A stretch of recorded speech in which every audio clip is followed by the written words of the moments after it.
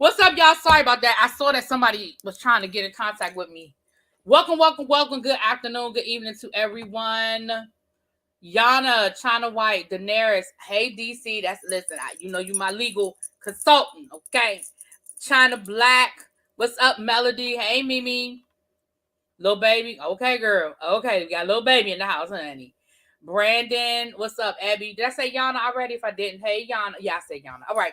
Welcome, everyone. How you guys doing? Good afternoon, good evening. I hope everybody is having a great Monday.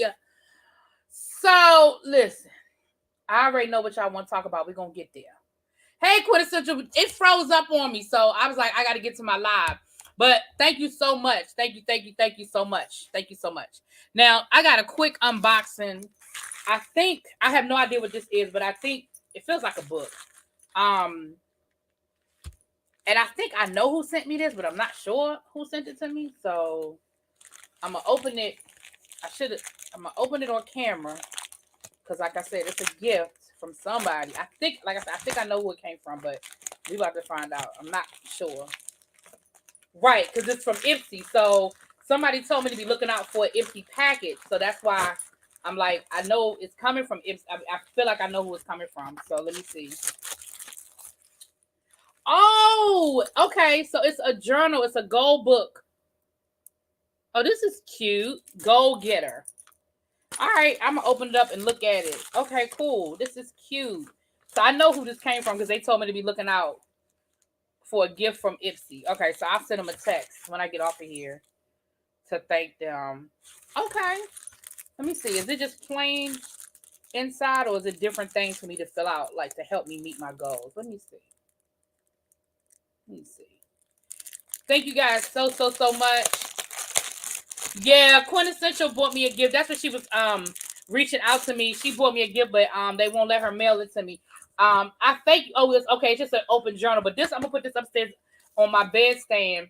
I have the best ideas. Am I the only one? Do y'all have like the best ideas at night, or like when you have sleep? And I always keep a piece of paper and a pen next to my bed because I always come up with the best ideas. All right. Thank you so much.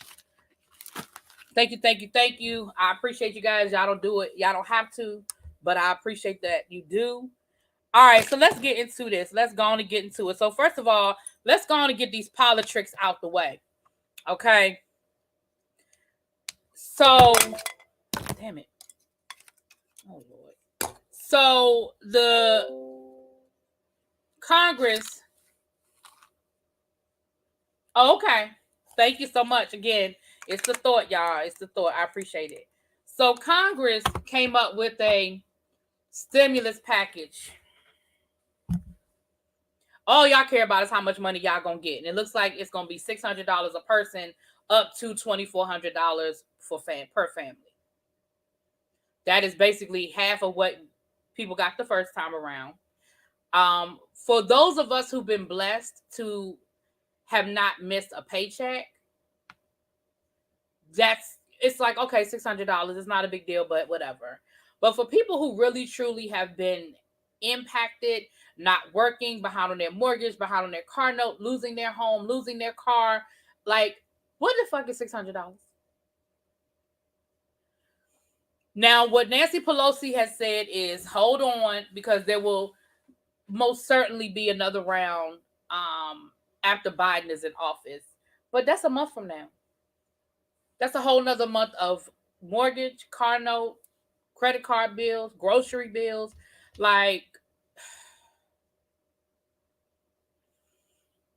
and that really is banking on y'all. We and that takes me right into please, it's not over. It's not over. It's not over. It's not over. Please, if you know somebody in the state of Georgia, make sure that you have reached out to them, called, text, got on their nerves, let them cuss you out. But make sure, when's the last day to vote, y'all? I don't have it in front of me. Is it tomorrow? Is it tomorrow? When is the last day to vote? No, it's January, isn't it? Isn't it the last day in January? Somebody put it in the chat for me, please. I know y'all got it in front of y'all. I just don't have it in front of me. 3,000 should be the minimum. I'm telling you.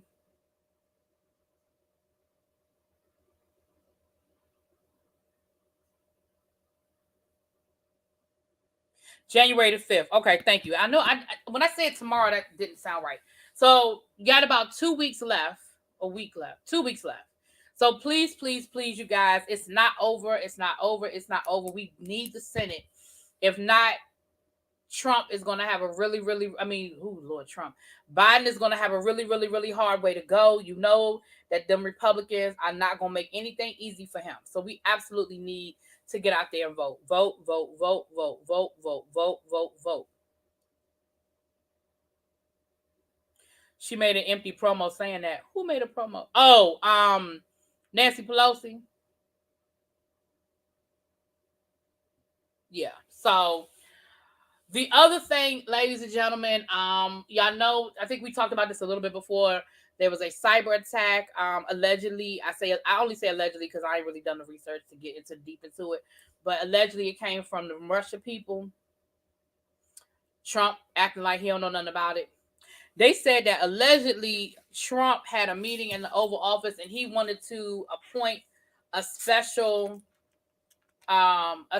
prosecutor to investigate voter fraud to try to overturn the election results. Y'all, let me tell y'all something. I'm gonna give him an A for effort. Okay, his tenacity when it comes to this election thing is amazing. It is amazing. Okay, he is not letting this thing go. And the woman that he wanted to put in charge of this that he wanted to make the special prosecutor is the same woman that said that the election was a plot by Hugo Chavez, who's dead.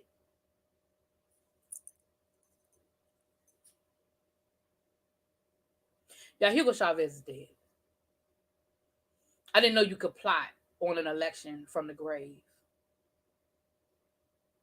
Because he's dead.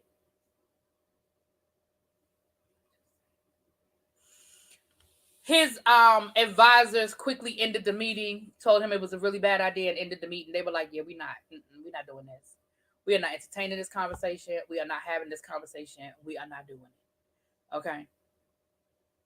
We are not doing it. So with that being said, the thing is we don't need more stimulus checks if we have one long, hard lockdown like New Zealand, but no one.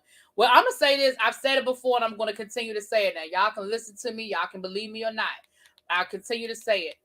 The inauguration is January the 20th. I fully anticipate an executive order on the 21st, maybe even the 20th. I fully expect an executive order putting us on a national lockdown. I fully expect us to be put on a national lockdown. Maybe it'll only be for 14 days. Maybe it'll be 30 days. I don't know. But I fully expect a lockdown. I'm just telling y'all. Now y'all can feel how y'all feel. Think what you want to think. I fully expect. And the reason why I say an executive order for a couple of reasons. One, because if the runoff election doesn't go our way and he doesn't have control of the Senate, y'all already know the Senate ain't signing off on no bullshit. Okay. Two, it's a state by state thing. The president does not have that type of unilateral control to just shut down the whole country. Like he really doesn't. I mean, he has to declare a state of emergency. Like it's a lot to it. But an executive order he can put in place. And see, before what Trump did was he basically let each governor figure out what they were going to do for their state, and the governors pretty much let each county figure out what they're going to do for their state. But at the end of the day, I just expect that. Well, the thing about the vaccine is one, everybody isn't getting it. And two, I don't know if you guys saw it or not, but they've identified a whole nother strand. The coronavirus has mutated and it has broken off. And there's a whole nother strand that's even more deadly than the strand we've been dealing with for almost the last year. And so even with this new vaccine, the vaccine is not for this strand. And you see where the UK has shut down again.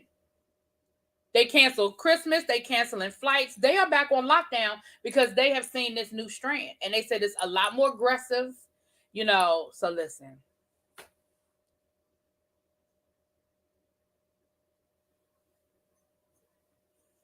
Yeah. So The reality of the situation is that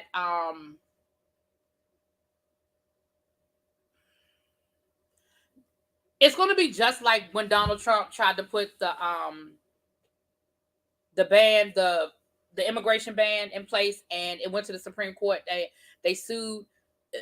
The governors will probably sue him. The governors of states like Georgia and Florida, and some of these other states, Republican states, they're going to probably sue him. But at least it's better than what we've had.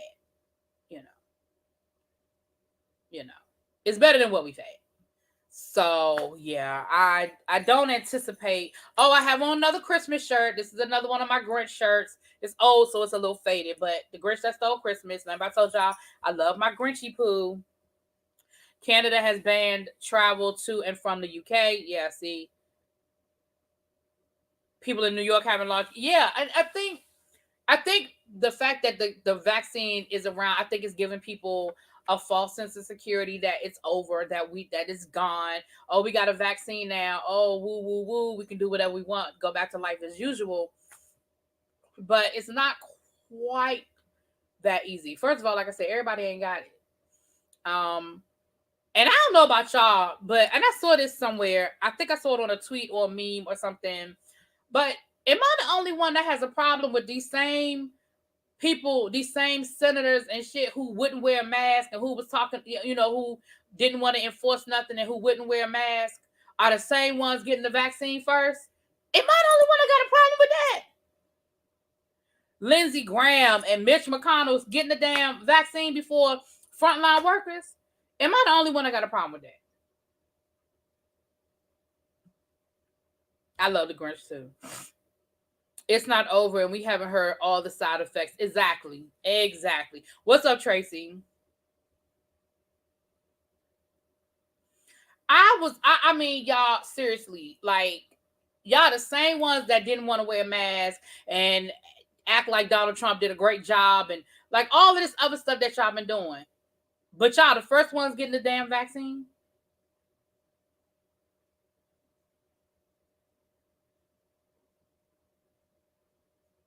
Oh, Grinch wrapping paper. Oh, that's cute. I wish I could find me some Grinch wrapping paper. See, now you got me. I want to look for some now. Yeah, Auntie Didi, I feel the same way. And I can already hear the conspiracy theorists talking about this new strand. I can hear all of the different reasons why it ain't real. And I can't believe all of a sudden now they got a vaccine. Now we got a new strand. And I hear it coming. I already know it's coming. I already hear it, child. And has Donald Trump got the vaccine yet? I saw where Biden got it, and I saw where, like I said, a lot of the senators and stuff have gotten it. Did Trump get it yet? And I'm not saying he didn't because I really don't pay him no attention. I really don't know. Did he get it? They shouldn't even allow them to have the vaccine since they've been so. That's what I'm saying. Like, I feel like if you were one of the ones out here not wearing a mask and stuff, I don't feel like you should be eligible. I feel like there should be a checklist. And I just feel like you shouldn't be eligible. She got it from Five Below. Ooh, I'm gonna check because I actually got something I need to return to Five Below. So I'm gonna check it out when I'm there because that might be on my to-do list. Yeah, I saw Pence got it. I saw that Lindsey Graham got it. Biden got it today. He got it today. Child.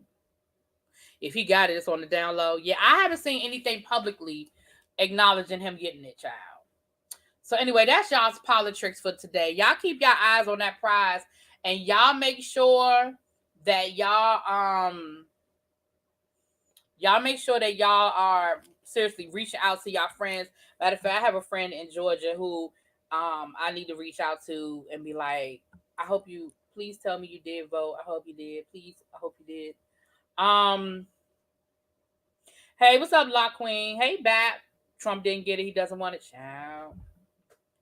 All right, y'all. So hold on real quick.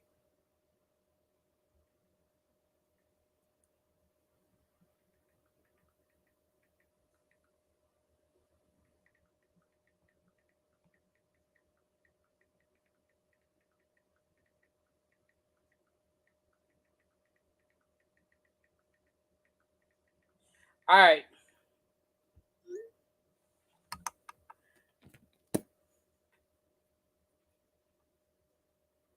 Uh-uh. What you want to be a mob for, DC? Oh Lord, that's them compared to what other countries have done for their people. We should be ashamed of ourselves as a country, not individually, obviously. Hey, Dominique, you going to vote tomorrow? All right, please take a friend or call your friends. Pretend like y'all going to a girls' night or to the club, honey. Call your friends, say, "Look, let's make a party out of it, honey." Okay, you can take wine down to the voting booth. You can take some wine down there with you. Child, they was doing the cha-cha slide during the general election, honey. Y'all can take some wine down there and have yourself a little picnic. You know, your son is going with you. Okay, don't take the wine then. Don't take the wine. But your son is old enough to vote. Either way, you showing him what his responsibility. So even if he's not eligible to vote. Oh Lord. Okay, boo. And that's a good thing. So yeah. All right, so that's y'all's politics for today. So let's go on and roll into oh Lord, I guess we're gonna get to the fool la la. Nene, let's start with Nene Leakes. Okay. Oh, absolutely keep it cute. That's what I'm talking about. He 18. That's what I'm talking about. What's up? Coming to the stage. Coming to the stage. Yes, that's Abby's ringtone, child. That was Abby texting me, child. That's her ringtone. So Nene Leakes issued some tweets about boycotting Bravo. And I'm gonna read it to y'all. I took a screenshot so I could read it to y'all. Hold on.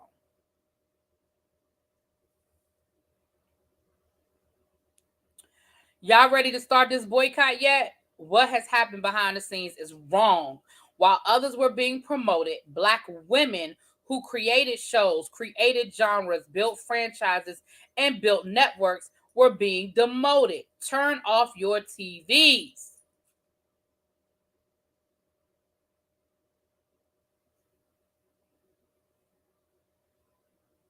And then I just saw this on her Instagram before I came live.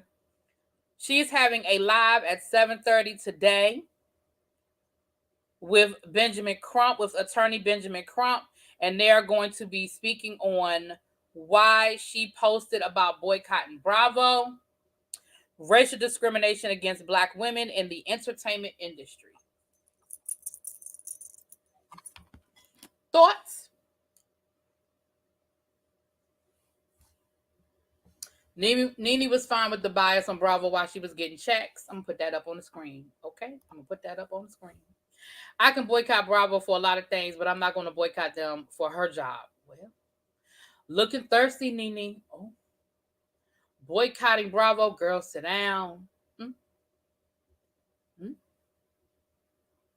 I'm going to say this. Do I think that there's bias and discrimination against Black women? Sure, absolutely. In the entertainment business, absolutely. Do I think that there may be some valid examples even on the Bravo network? Absolutely, because we're going to talk about it in a few minutes when we get to the Real Housewives of Potomac. Okay, we're going to speak on some racial bias. We sure are. But I can't help but wonder if you would have been so gung-ho about boycotting Bravo if you still had your job. If they never wanted to demote you or cut your pay or whatever went wrong in y'all's negotiation. Now, it's two sides to that story, but whatever it was, they didn't come to a meeting of the minds and there was no contract and therefore it did not move forward. But I just wonder how gung-ho you would be about a boycott. Sounds like Sarah Grace, now that her Bravo money was cut off. What does that have to do with her having no storyline? Okay. What does that have to do with women, with some of the women not wanting to film with you? What does that have to do with you not wanting to film with some of the women? What does that have to do with members of production not wanting to come to your home?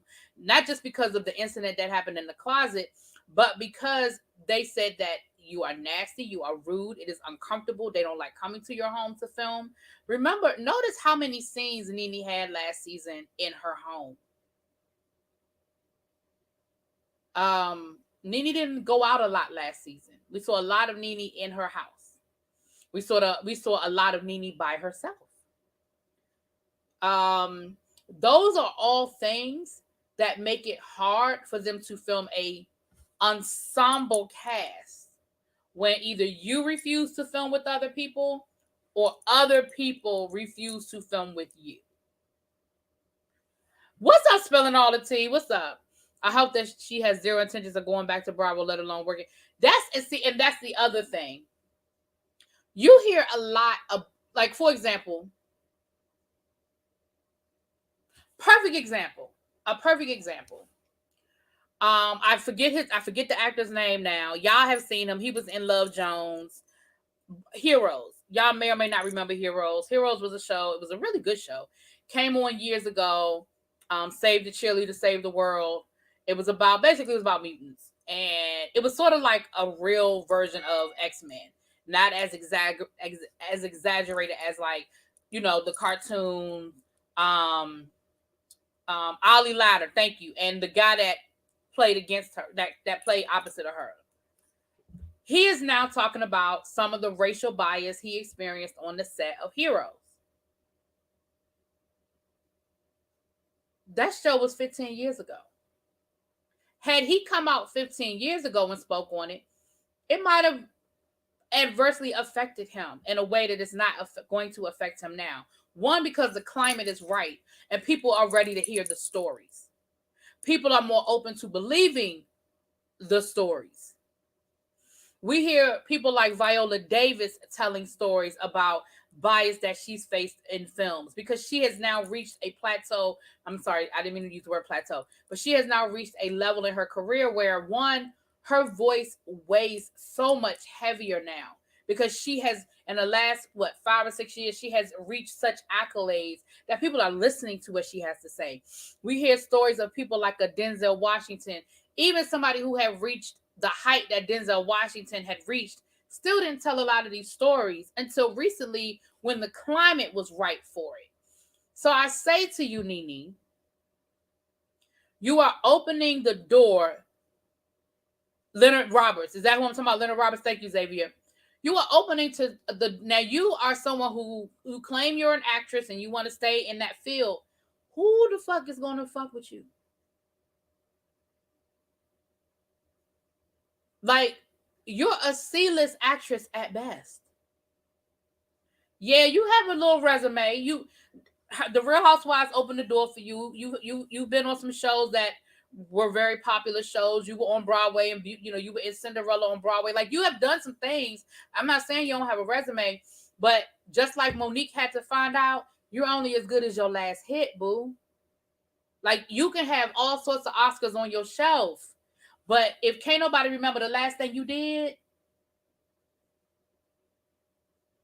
and the last thing you did, Nene, was Real Housewives of Atlanta. Don't nobody remember that you was on Glee. Don't nobody remember you was on Broadway. Like, don't nobody remember all that. What's up, Give Me Shelter? Don't nobody remember all that. And so I'm not saying that this isn't a conversation. This is a valid conversation. I'm not even saying you can't have the conversation. But when you are using this conversation as a weapon against your former network because you mad, that's when people look at you and they give you the side eye. Because is it really coming from a genuine place, or are you just angry and it's coming out of revenge? Let's see Candy and Cynthia being there for 10 and 11 seasons. Both have gotten big pay increases over the years, worked with Bravo to promote the show and their endeavors, but didn't get let go in their head. But didn't let it go to their heads. I think there may have been something going on based on how Andy tried Monique about her wallet, but Nene's entertainment value declined, and that was solely in her control. Yeah, and we definitely gonna get to that, DC. Oh, We getting all this other stuff out the way because I already know once I get to them Real Housewives of Potomac, I already know the conversation gonna go left. We gonna get there though. Oh, we gonna get there. I think that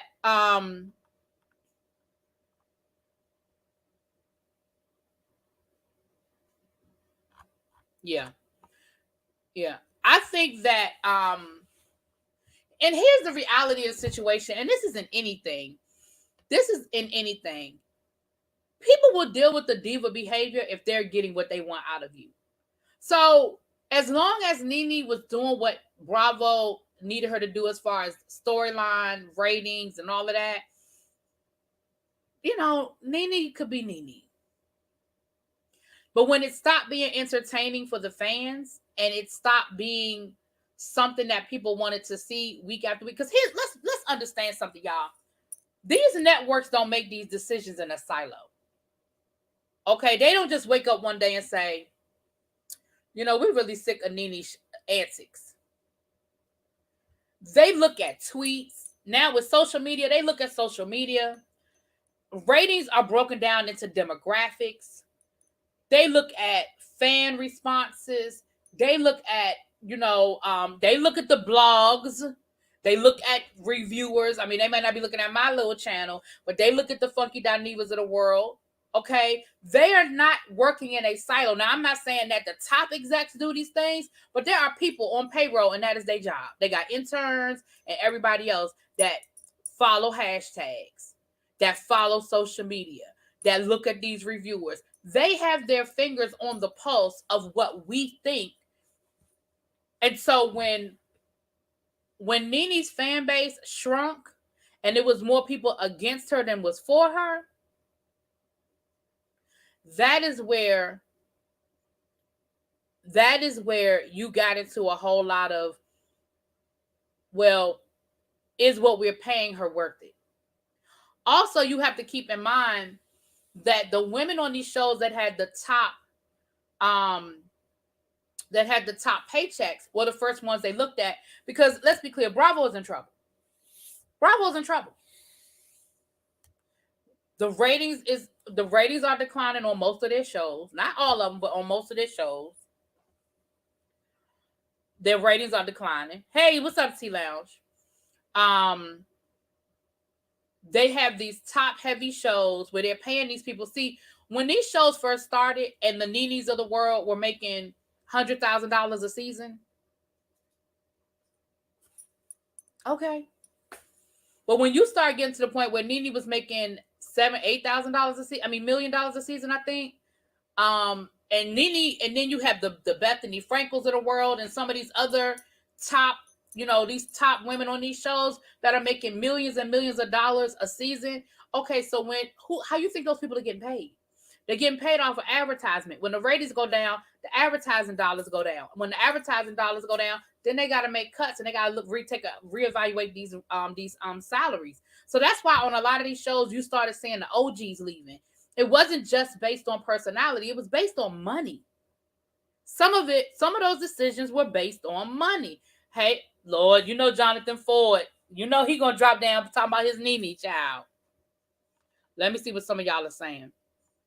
Actually, the Gleeks love Nene and were upset that she wasn't given more of a prominent role.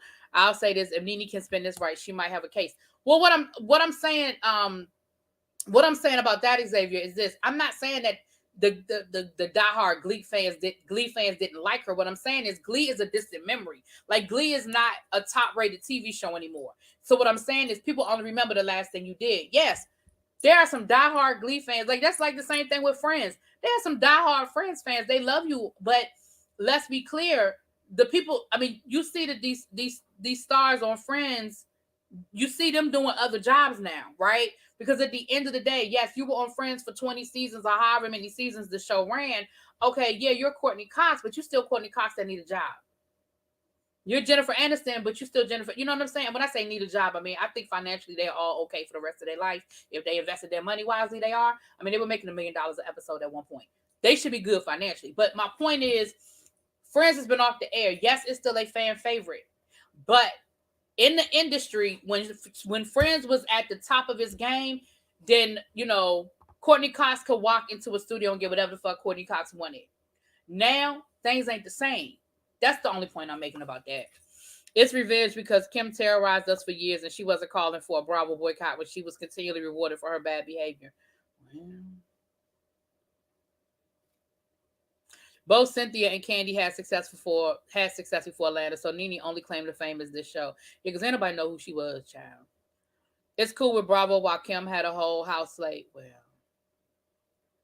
she was cool. Now she did try to. What was that woman name? What they call her? Damn, it was just on the tip of my tongue. What did Kim call her? Damn it, I can hear Kim whining her name out. Oh, what was that girl's name? I know y'all gonna put it in the comments. I might go sit here and try to rack my brain. I know y'all gonna put it in the comments. I'm sitting here trying to remember it. I'm trying to remember it. They have focus groups to test these personalities and know whether they should stay or go. That's true too. I'm going to be quiet on Potomac. My stress level rises speaking about this show. Seriously, overdosing on the reviews and chats. There needs to be a housewife rehab, girl. And I love Nene. I do wish she were on the show, but Nene had good seasons, dry reunions. Eva had dry seasons and good reunions, and both are fired. Wendy heavily influences Andy. You mean Wendy Williams, right? If Nene can play damsel in distress and document how she's been ignored in past, while other counterparts have been rewarded for similar reactions from viewers, i.e. Kim Zolciak. Well, yeah. Kim. Hold on. I also think on Real Housewives of Beverly Hills, the cast was partially put up to oust Denise Richards because she was a $4 million a season. Listen, I didn't even know until last season. What's up, sister? Hey, Taurus. I didn't even know Denise was making that kind of money until Denise ass got fired. I said, what? Nene switched up after that Trump check. Yeah, it did seem to go to her head a little bit when she started doing all that other stuff, child. The regular formula for reality doesn't work anymore. Now, I agree with that. I agree with that.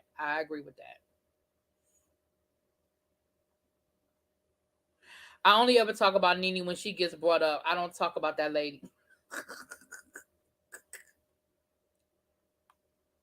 The OGs stopped bringing in the drama. They grew up. That's okay. Vicky stopped showing up a lot, so she got let go. Lisa Vanderpump, they didn't fight too hard to keep her.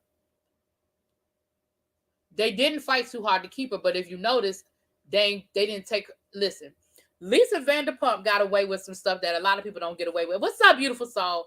Lisa Vanderpump didn't show up for that reunion, and that's like a no-no. Like, if you don't show up for the reunion, like, that's grounds for termination. She ain't show up for that reunion, and she still got 2 other spinoffs on the damn Bravo network. Lisa Vanderpump ain't worried. She ain't worried. Sweetie, that's her name. Because I can still hear Kim. I could still hear it in my voice. I mean, in my head, but the name wouldn't come out. But I could still hear her screeching out that woman's name. Sweetie! And you're right. Sweetie was a whole slave. And Nene did try to get Kim together. I will remember. Y'all remember that scene when they was on that RV and Nene and Kim got into that argument because she was telling Sweetie, you was free. You've been freed. But the problem was, like you said, she ain't lead the show. I don't remember her calling for no boycott back then. I don't remember her coming to Sweetie's, right, little baby. I don't remember her coming to Sweetie's defense then.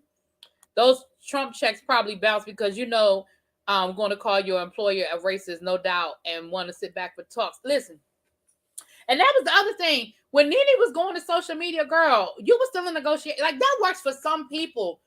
There are some people who can take their complaints to the media, and they might get a positive response. But girl, that is not how this works. Yeah, China Black. I didn't know Denise was making that kind of money until last season when they were trying to get her off.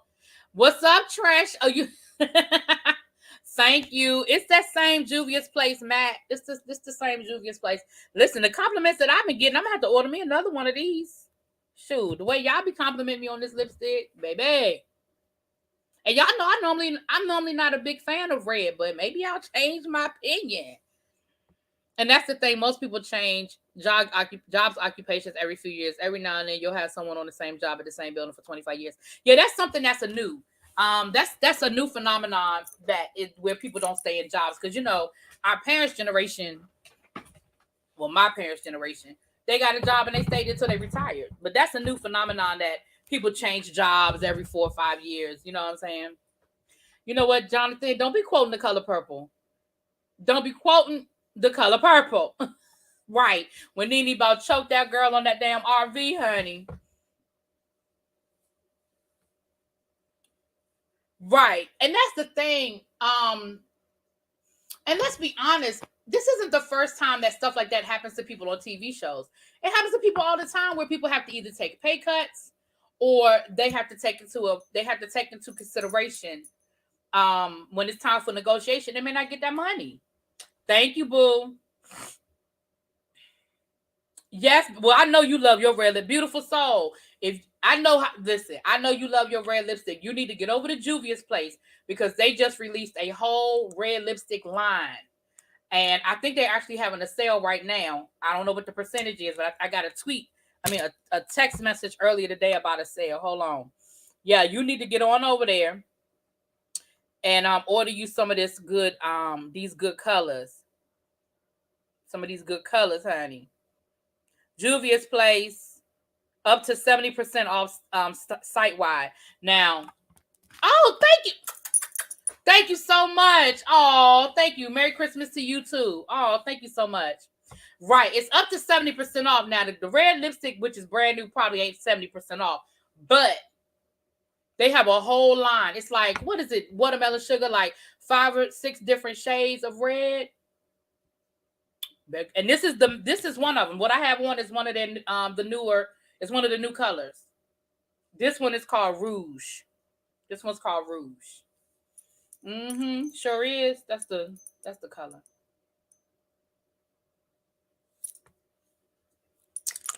Oh, thank you so much, Melody. That is so sweet. That is so sweet.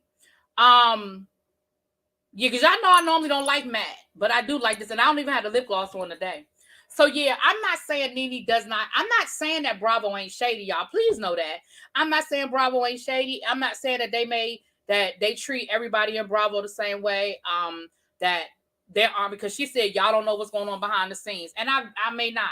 So I'm not getting ready to sit here and say that it ain't some foo-na-na and foo-shenanigans going on behind the scenes down to the Bravo. I ain't here to defend Bravo. All I'm saying is, Nene, you can't tell somebody to kiss your ass and then be mad because they do.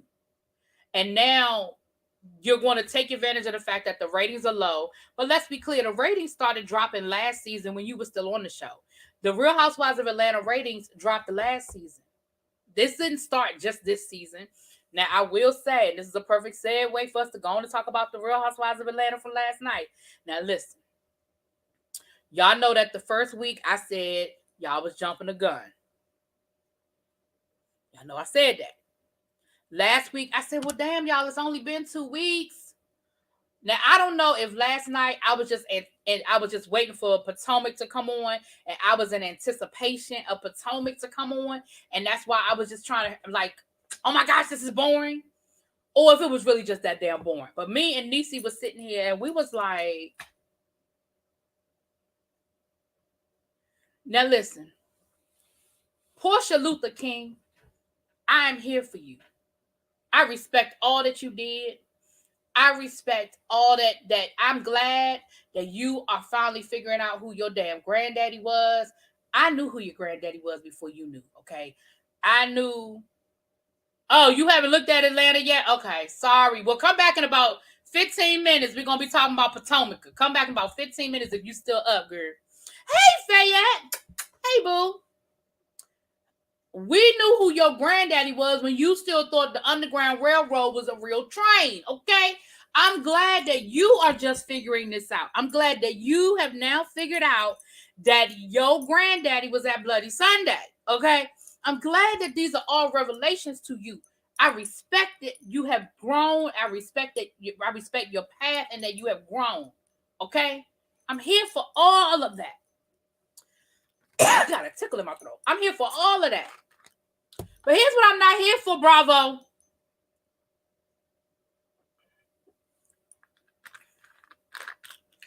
I do not need the eyes on the prize editing at the docuseries at the beginning of every episode for the rest of the season. Listen, I'm sorry. I hope that don't offend nobody. But I don't listen. I don't need it. I don't need us to rehash Breonna Taylor. I don't need a lesson on who Breonna Taylor was. I don't need a lesson on Mr. Blake, George Floyd.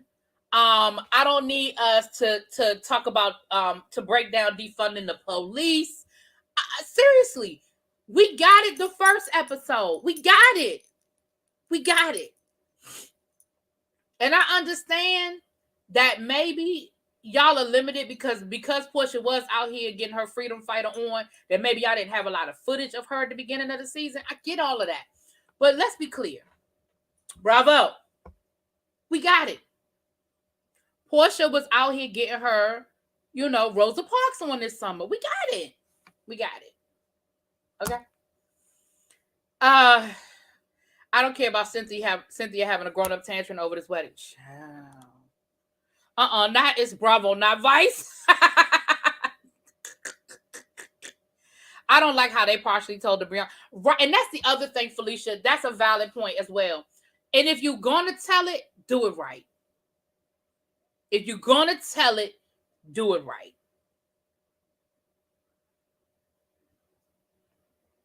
Young Rich, let it go. Let it go. Let it go. Let it go. And again, that is no disrespect. I can't stress enough that I really do respect what Portia did. Okay, that is definitely no disrespect. None. All right, let's be clear. No disrespect. Hey, Royalty Forever. Hey, boo. COVID con. Ciao. The only two worthwhile scenes last night was Cynthia throwing that tantrum over the wedding, like Lil Baby said, and Drew and her husband. Now, let me say this about Drew and her husband. You probably got about one more good scene of me feeling sorry for Drew. Okay? Because my thing is, this is who he was before y'all started filming. You've been married to this man for 6 years. He ain't playing for the camera, and he ain't started acting like this. So you knew who the fuck he was, and you knew what we was going to see. Now, why y'all agreed to do the show, that is not my business. That might be between you, him, and the down payment on that new house y'all trying to make. I don't know why you did it, okay? But what I am going to say is this.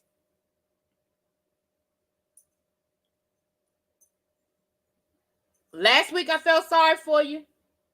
Well, I didn't feel sorry for you last week. I was pissed off last week, okay? Because I was like, who the hell just going to leave his house for 3 days? But we already talked about that. We're not going to do that again. Last night, I was sitting here like, so that's not a red flag for you that man won't even use the pronoun we and ours when it comes to this new house y'all buying. There's no red flag coming up when he corrected you and told you that all you need to do is worry about packing up the house while he buys the house. He, not y'all, not us, not we. He buys the house. It wasn't no red flag that he didn't even act like he wanted to explain to you the process of buying a house. Now listen, like I said, if you've never purchased a house before, it can be a very daunting process. And especially if somebody doesn't explain it to you. I remember going off when I was buying my house. I remember going off on my realtor one time because I was like, you are not explaining stuff to me. And I need to know exactly what's going on. I need this to make sense. You know what I'm saying? And sometimes I do think that people can take for granted certain things because buying a house is a process. And, depending on how much money you have and what you're trying to buy and all that other stuff that comes into play and what type of loan you're getting, it can be a very daunting situation. And for him to act like he couldn't be bothered to have a conversation with his wife about a home that they was purchasing. Like, oh, well, I'll just write it down on a piece of paper so you can follow it. Bitch, who are you talking to right now? I'm not nobody's child. But like I said,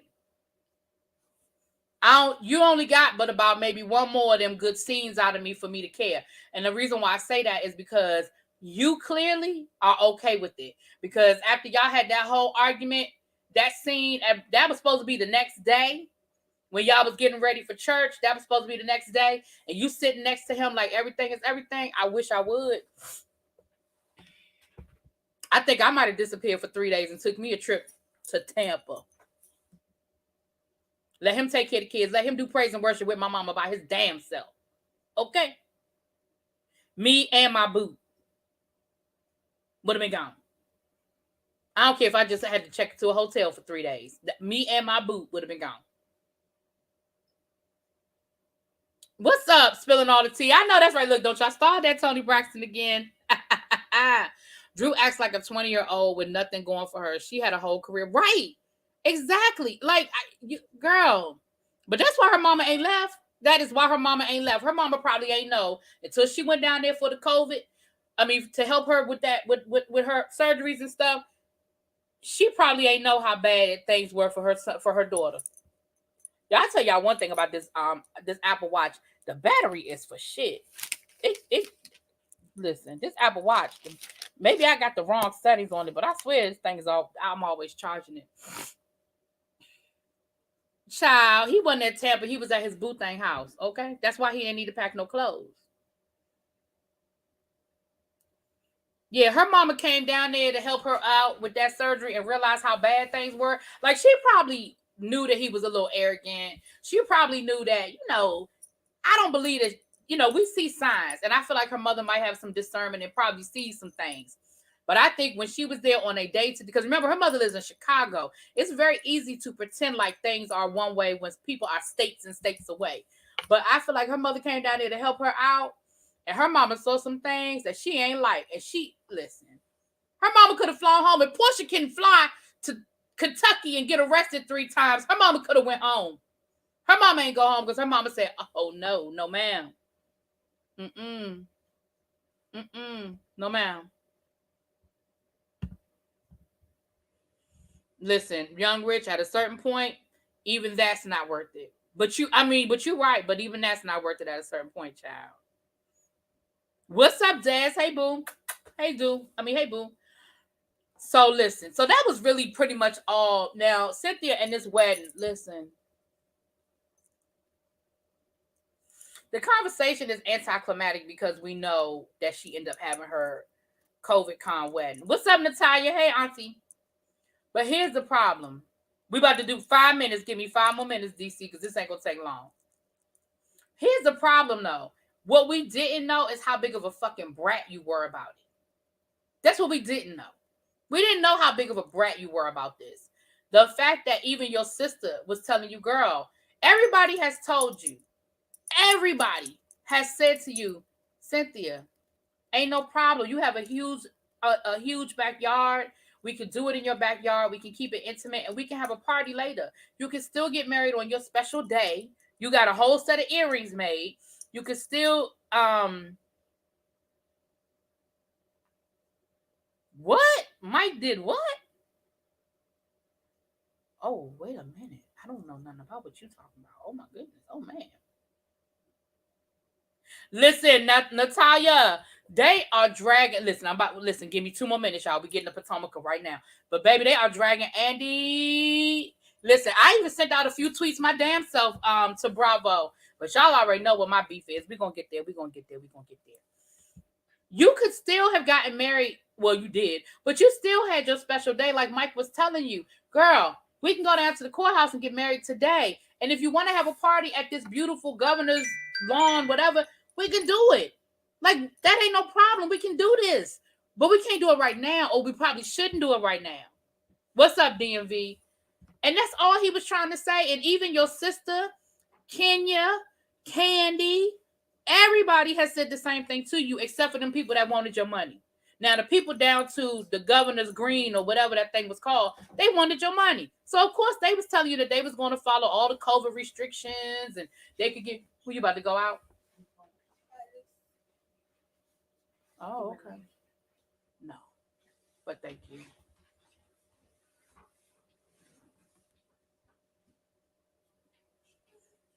Yeah, they still went. All of them still. You right. All of them went to the wedding. Well, Candy told y'all last night that she don't follow the rules. Candy already told y'all that she don't follow the rules. So that let you know that where her mindset was. That she said, "Listen, I don't follow no rules." That let you know that Candy would have had herself a 200-person wedding in the middle of the damn, because she done said she don't follow the rules. Right. And she talking about something, I'm doing this for you. Mike said, don't do that. Don't gas. Don't make this about me, because I told you I don't give a damn. The man has already been married twice before. If he wanted a huge wedding, he had 2 other opportunities to make it happen.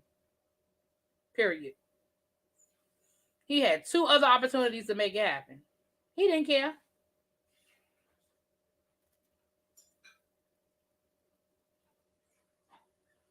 We just like you. That is perfect timing. You placed your order, beautiful soul. Okay, you gotta do an unboxing when you get it, so I can see what colors you got. were the reds on sale? Oh, see, because now you're gonna make me go over it. Don't do that.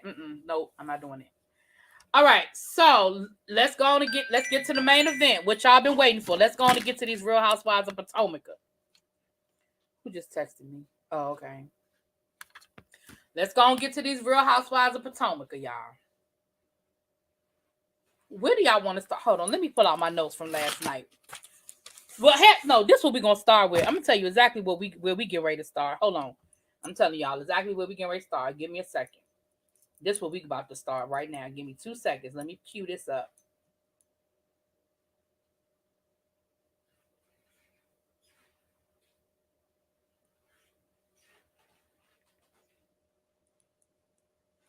Let me turn my volume down because I don't want to.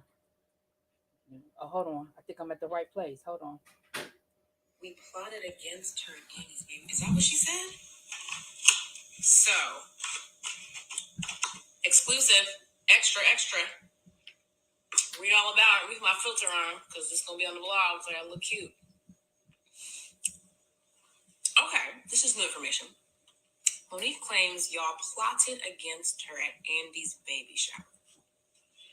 So, there was a conversation about Monique not at the shower, but after the shower. We were eating somewhere. And there were a couple of people there with me. Several people there with me. And there was a conversation about someone plotting to spread a rumor that Chase was not Chris's baby. That conversation happened. I was there for it. I never contributed to the plotation of the conversation. First of all, plotation ain't a word, but okay. As a matter of fact, I said that would never fly and it should be dropped. I know that I also said that Monique talks a lot, and Robin said to me, oh, you talking about your friend? I was like, yes, but she's not here to defend herself. So let's not talk about her. And there were other things said, other kind of plotty things that were said. And I also want to say that I told Monique what was said at that dinner.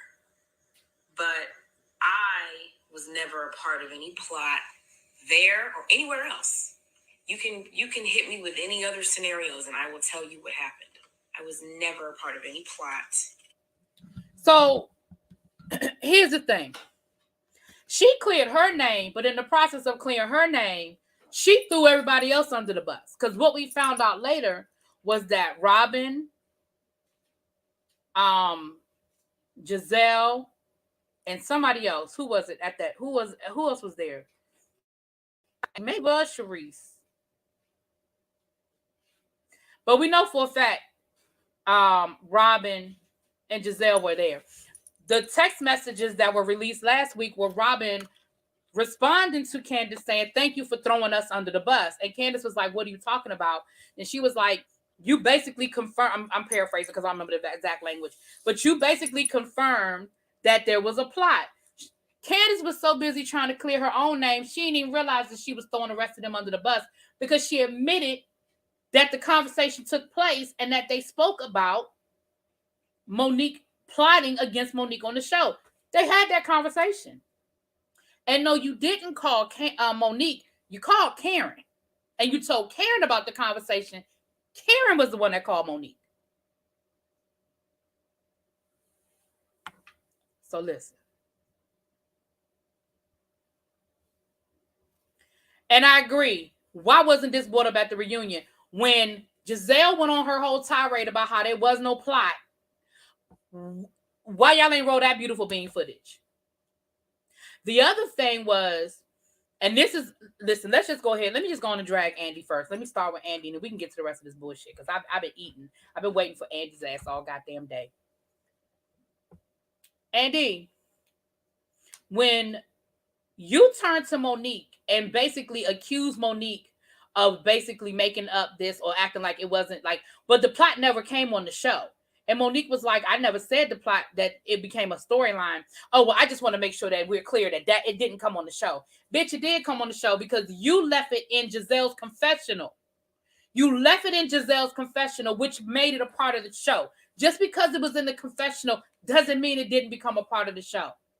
Because everybody was talking about what Giselle said in that confessional. And I'm going to tell you what I remember. What I remember is the first time it came up, Giselle didn't speak on it, but she was waiting. And then the second time, Giselle said, well, word on the street is, because Monique said she wasn't going to speak about it. And clearly you could tell by Giselle's answer that production asked her specifically about it. Because she said, word on the street is, Monique was getting a little too close for comfort for her trainer.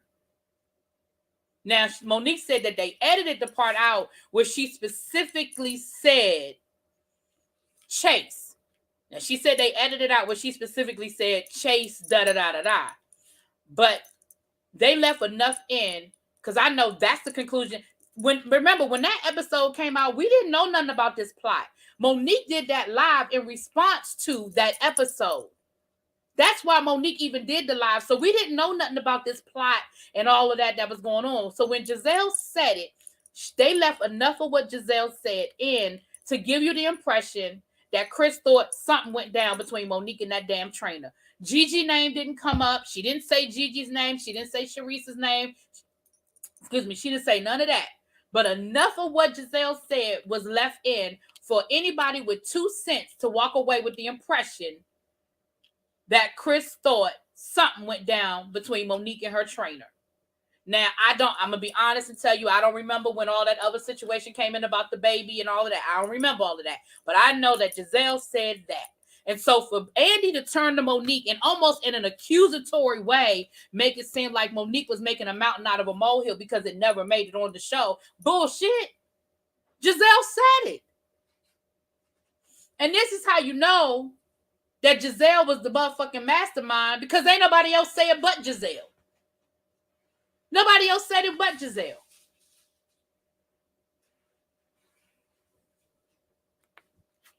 All of this is Todd shenanigans. So let's talk about Andy Cohen for a minute. Andy, what the fuck? So we're going to gloss right by Michael Darby sexually harassing your own fucking staff, the people that work for your network. Y'all don't seem to have no issues with that. Y'all don't have no problems with that. I done said it before, and I'm going to keep saying it until somebody actually gives a damn about what we're saying. Because I'm not the only one. I had people in my comments agreeing with me. But we're going to have we don't have no problems with this man repeatedly sexually harassing people on your staff. They showed the footage where he told a bold-faced lie and said that it never happened. He never did that.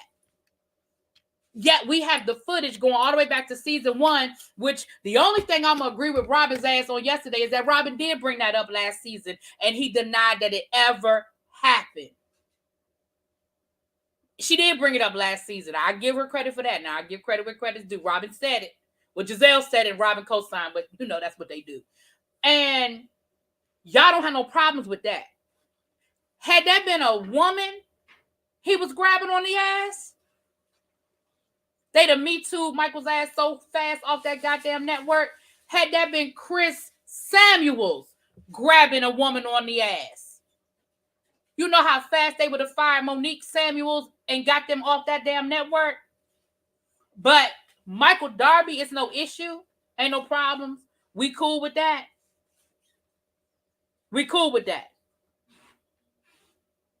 And then, listen, y'all don't have to like Monique to like how Monique be just throwing shit out there. So, why he want to ask about people's money? First of all, that's not your damn business. But okay, let's have a conversation. For you to insinuate that Chris Samuels is just a dumb jock who got all of his millions of dollars and he done blown through his money and he must not have as much money as they try to pretend like he has. For you to insinuate when Monique made the comment about her and Chris being good and how, because basically what Monique said was, oh, this little paycheck that y'all pay me, oh, that's my shopping money. That's my play money. That's the money that I use for my little businesses, my little hobbies I got going on. That don't pay no bills in my house. That ain't our mortgage, light bill, car note, car insurance. That ain't nothing. That don't pay no bills up at the Samuels house. Please understand. And when Andy tried to turn it into, oh, well, I mean, he doesn't make that kind of money anymore. Monique said, check his motherfucking portfolio, bitch. Andy looked real stupid. But for you to insinuate that Chris Samuels, contrary to popular belief, not all, and I don't want to make it a color thing, but not all black athletes blow through their money and end up broke and bankrupt. Let's be clear. Whole lot of them got portfolios. Whole lot of them took care of their money. You should already know by the way Monique and them spend their money that they good. Going back to Monique's first season on the show, when she decided she wanted to live in Potomac and they bought a goddamn house in Potomac without blinking an eye. Monique said, this is my dream home. Chris said, are you sure? Monique said, let's go look at it. They went and looked at the house and put a damn offer on it the same day. Stop playing with me. Did y'all see Monique drive that damn Bentley to the hood? That was probably the cheapest car they had in their garage. When she went for that, went to go talk to the therapist last episode, y'all saw Monique get out that damn Bentley in the middle of the hood. I know where that neighborhood is. It was the hood. Now, it wasn't the worst hood in D.C., but it was the hood. You know. I haven't seen their house in person, but I mean, I've seen it on the show just like everybody else.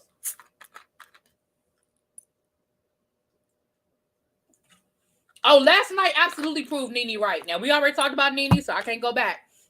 I mean, because we want to talk about the Potomac. But yeah, last night's episode gave Nene, and I think that's why Nene is doing what she's doing today. Because it absolutely, last night's between the ratings being low for Housewives of Atlanta and between what Andy did last night on that reunion, oh, it was a perfect storm for Nene. Nene ain't wrong for taking advantage of what happened last night. Okay. Monique is successfully using the show as a platform to get her business going. Absolutely. Monique just launched another business. She just launched, remember her essential oils business? She just launched it. She's taking pre-orders. Through the end of the year, it's discounts on her pre-orders. She got the discount. She's running a sale to the end of the year. Monique's not playing. She's revamping her podcast. She's adding some people for next year. Monique not playing with y'all.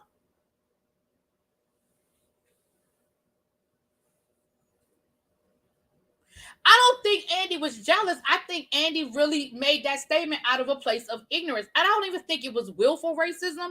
I think it was that buying into the stereotype type bullshit. I don't think he was actively, like, I really think that in his mind he was like, oh, well, they must still be living off of his salary from the NFL, not understanding that, listen, we know how to invest too. We know how to build portfolios too. Chris was never no fool with his money. Do y'all remember Monique's first season on the show? I remember, for those of y'all who live in the DMV area, y'all gonna know exactly what I'm talking about. Where the Redskins play, there are some townhouses right there, like literally in walking distance of Redskins Stadium. Well, I'm sorry, the football team stadium. They're like literally in walking distance. That is where Chris bought his first house. It was a townhouse in walking distance of his job. I'm buffering.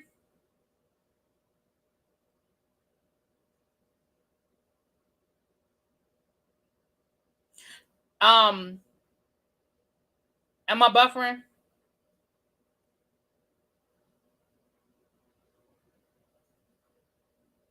Let me know. I saw one person say I'm buffering. Am I buffering, y'all? Okay. Yeah. Okay, Tasha D, you must live in the area. You know where I'm talking about. That's where Chris bought his first house. That's where he bought his first house. I mean, those are nice houses because they were new. When he first moved over there, they were new. That was when they first built all that stuff up over there. They're nice. Okay. They're nice, but certainly not a mansion. Then he moved to another, like, y'all saw that house that's still part of their rental property. Y'all saw that house that Chris used to live in, and Monique said that's the house he was living in when they met, when they first started dating. He was well in the NFL when they were living in that house. Well in the NFL. Anyway, so yeah. Okay, thank y'all. Okay. So, Andy, that was some ignorant shit for you to question. First of all, right, he ain't asked nothing about Croy money, okay? Let's be clear. Monique, Karen, and Ashley are the three women on this show that do not need that paycheck. If y'all question Karen, I said this in my reviews. Right, now they rent them townhouses out. Exactly, beautiful soul. When Karen went back home and y'all understood that Karen comes from money, I hope that y'all walked away from that when Karen went back home to Surrey, Virginia, and you saw, y'all thought her family, when I say y'all, I mean people, when she say she could live on the farm and you saw what exactly it was, they shipped all around the world. They bought the land back from that's the plantation where her family were slaves, and they bought that land back from the family that used to own her family. Like, if y'all don't understand that Karen Huger got money, now she's probably a silent partner in her family business. Like, she probably, like, quarterly, they probably just cut her a check. They probably just cut her a check quarterly because she's part of the family. And that's why when Ray got into that tax trouble, Karen could cut him a check and say, here, boo. Now, she might not have liked it. She might not have liked cutting that check, but she could afford to cut a check. Now, let's be clear. Ray's tax bill was a couple of $1 million. She wrote a check. Robert, yours was $90,000 and you had to make payment arrangements. Don't come for Karen. Don't come for Karen. Don't come for Karen. And listen, y'all know Karen get on my nerves sometimes too, but don't come for Cameron. Absolutely. Even before Karen started the dom and all of that, Karen got money. And she ain't sorry, y'all. And she ain't paid no bills in 20 years. Karen's sitting on money. She's good. Karen said that check that she cut Karen said that check that she cut for Ray's tax problems was half of what she had in the bank. So if she cut Ray a check for $3 million, that means she was sitting on $6 million.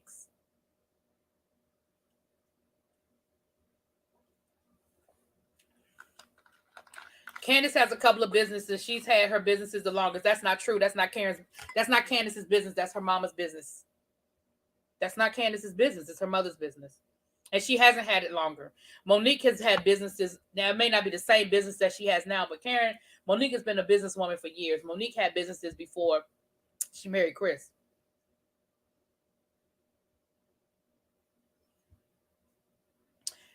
Andy likes the Housewives to rely on those checks. Vicky, LVP, Monique, Denise did not need the money. Even Mariah. It seems like he wants to keep a certain dynamic. Yeah. Absolutely, Candace needs them checks. She absolutely needs those checks. Candace's business, all of her businesses got her mama name on them.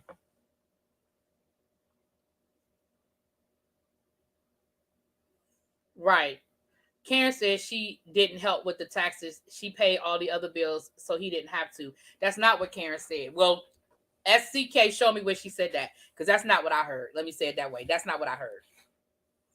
I heard that she helped him pay his tax bill. That's what I heard her say.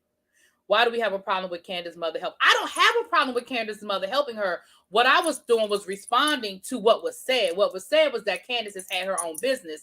I was responding to the fact that it wasn't Candace's business. It's her mama's business. I ain't got no issues with it. I don't care if Candace's mama pay her bills for the rest of her life. I don't give a damn. I could care less. I promise you I could. Matter of fact, we wouldn't know that Candace's mama paid all her bills if Candace didn't tell us. Let's be clear. Candace told us that because she thought it was cute. And then when she started getting backlash because of it, then that's when she got her feelings. But remember, Candace was bragging when she was talking about how her mother took care of her because she thought that she was cute. And maybe in some circles, it is cute. That's why so many Black people are in trouble, because we come from the mentality that you have to figure it out yourself like we did. I don't know. I don't know. I'm not in trouble, so I can't speak to that. Child. Why does Candace D say Candace, Chris, and et al. Means others? Who else is on Candace's deed? Her mom is, listen, I don't know. I didn't pull her deed. I don't know what her deed say, child. And Ray is like, come to Florida so we can live our best. Right. Ray was like, listen, the taxes are different in Florida. My money is longer in Florida. Okay, well, FCK, I didn't hear that, sweetheart. And that's why I said all I can say is that that's not what I heard. I didn't hear Karen say that. I heard Karen say that she gave him half of her money. That's what I heard her say when she was drunk down to the house. I heard her say that she gave him half her money. Now, if you heard differently, we heard two different things, but that's what I heard, babe. How come when Dorit husband didn't want to talk about their money issues, he didn't press it, but he wanted to press Karen about raised taxes? Child. Well, in defense, at the time, it was still a lawsuit and he couldn't really speak on it. In defense, it's still Candace's business if her name is still on it. Okay, I'm not going to argue about that. All I'm saying is that's what you said wasn't true, and that's all I'm saying. I'm not going to argue about it. I'm fine with generational wealth. I just don't care for Candace's level of immaturity. Right. Like I said, I don't have no problem with Candace's mama paying her bills. Again, I wouldn't even know if she ain't tell us. I could care less. Did you catch the shade in them featuring Robin saying she's glad Juan Dixon wasn't there in the preview?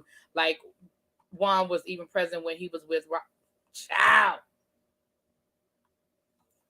Right. That's what I'm saying. I'm not getting into deeds and all of that. That means that her trust may have bought the home also. Oh, now DC is my legal expert, y'all. I don't have a problem with Candace's mother helping her. I have a problem with Candace acting self-made, acting like kind of like the Kyle Jenner self-made billionaire thing. You better say that again. I'm not mad at Candace's mama helping her. It's what it is. Hell, if my mama was rich. Listen, if my mama was rich, I would take the help too. I certainly would.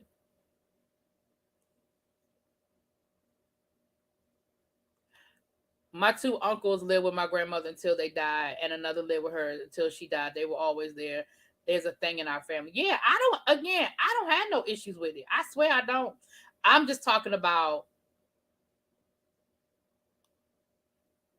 So, SCK, here's the thing. I hear you. I also know that you are a Candace fan and you don't like Monique. You've been clear about that, and that's cool.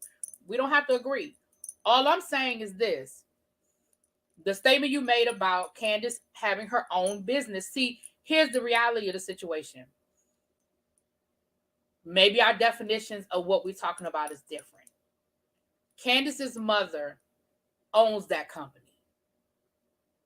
Now, if you want to get into the legality and talk about whose name is on it and all of that, but that was Candace's mama. The hair company and stuff, that's Candace's mama. And let's be clear, we ain't even heard about the hair company since her first season on the show. They were supposed to be opening up a storefront, all that other stuff. Anyway, I honestly just want Candace to shut up. Okay, so let's get to the rest of this. Hey, what's up, Leah?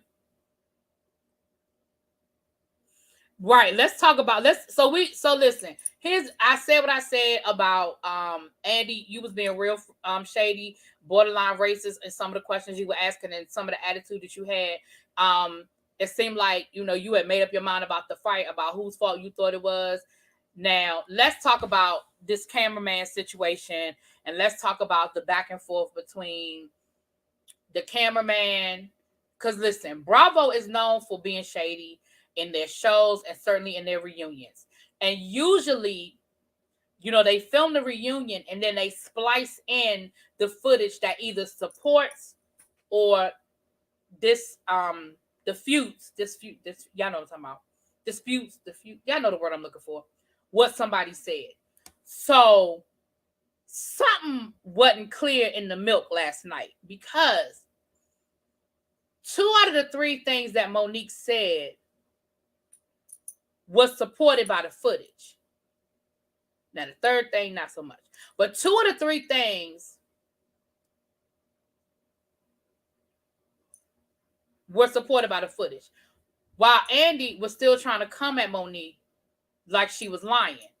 While the other ladies were still trying to come at Monique. When I say the other ladies, y'all know what I'm talking about. Curly, Larry, and Mo. Like she was lying. But the tape clearly showed what Monique said about Candace doing this in her face. The tape supported that. When they asked Monique, why didn't you... Remember, they asked Monique, why didn't you let go? They ain't asked Monique, why was you whooping her ass? They said, remember at the end when Monique had stopped swinging, but she wouldn't let go of Candace's hair. Remember that? When they were like, Monique, let go, and they had to get all them people to pry Monique's hands off of Candace's wig. Y'all remember that part, right? Monique wasn't swinging anymore, but she ain't let go of that wig. And Monique said the reason why she didn't let go of the wig is because Candace had the glass in her hand, and she ain't know what Candace, if she had let Candace up, if Candace was going to come at her with that glass. Okay? Now, as silly as y'all might think that is, or as, oh, that don't even make no sense, Candace wouldn't do that. Listen, when you are fighting, you are in fight mode. That person, there's nothing that you underestimate about that person. That's how people get killed, by underestimating the person that they are in combat with. Whether you agree with whether Monique was right or wrong, the point is valid. Now, Monique said, I wasn't letting go of her hair until I knew that she had been neutralized as a threat. Because all Candace had to do was come up from under there and swipe at Monique with that broken glass right across Monique's face or neck. Let's be clear. And Candace was just as mad as Monique was by that point, and she could have done it. Let's not sit here and act like, oh, that's so impossible. That couldn't have possibly happened. Now, you ain't got to like it. You ain't got to agree with it. But the evidence supports it. They were very clear to show that Candace had that broken wine glass in her damn hand. And that's all Monique said. Monique said she had a broken glass in her hand.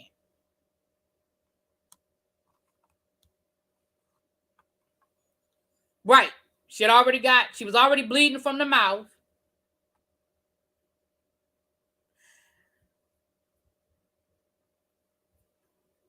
That actually makes sense. I would definitely be holding on to somebody with a weapon until other people had her. Now, let's be clear. I've said it from the beginning, and I will continue to say it. And I don't care. Y'all don't listen. We don't have to agree, y'all. We don't. It's cool. It is so cool. I've said from the beginning that Monique was wrong. Monique, in my opinion, Monique got physical first, and she was wrong. However, I don't feel sorry for Candace. I won't. Right. So the women are still sitting there talking about something. That never happened, Monique. That never happened. And the tape is clear that Candace did do that in Monique's face. It is clear that Candace had that broken damn glass bottle, that wine glass in her hand. Now, the third thing Monique said wasn't true. What was it? It was something that Monique said, and it didn't happen the way Monique said it happened. What was it? It was something else, and the tape confirmed that it didn't happen the way Monique said it happened. It was something.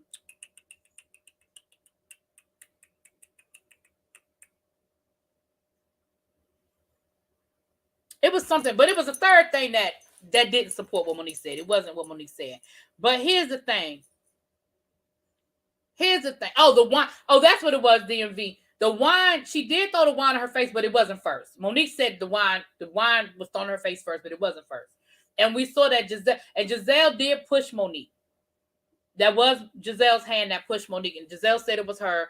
And she said that she was trying to get Monique away from Candace. But listen, let me explain something. I feel like a lot of people, when I hear some of you all's conversation, I feel like a lot of y'all have never been in a fight before. And that's cool if you've never been in a fight before. I get it. That's fine. But y'all are expecting people to make a whole lot of rational decisions in a split second, in a fit of rage, in combat. Regardless of who you think started the fight. That's, at this point, irrelevant. That's irrelevant who y'all think started the fight. But people are expecting Monique to make a whole lot of rational decisions in a moment of irrationality. Like, if I'm going to, let's for example, let me go along with what some of y'all are saying. Monique is an animal. Monique is out of control. I got this tickle in my throat, y'all. Hold on. Oh, Lord.